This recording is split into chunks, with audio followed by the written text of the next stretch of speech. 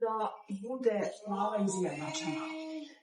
Sad, da li hladna ili topla, to mislim na vi. Mislite da budete totalno blond. Ja sam da razumela. Mislim, plava, ja sad na primjer, ne znam, ja imam 5 nijansi plave. Ne sebi. To ne može da blond da se Belo, razumijem vas. Ali ako ćete i u budućnosti da se farbate, znači, ta boja je nemoguća sa farbom.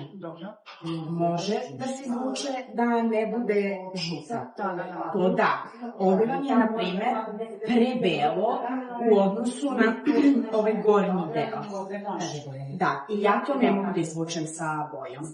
Da se razumemo. Mislim, da ne bude žuta boja. Znači, da nema ovo. Evo.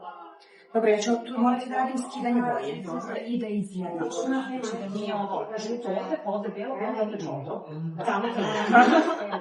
Kada sam počela da radim, iz početka mislila sam da moram da ih koristim dekolorant, ali kako više upoznajem Goldwellov brend, sve se više zaljubljujem u njega. Ovo sam uspela da uradim bez dekoloranta. Šta vi kažete, kako vam se dopada ova promena?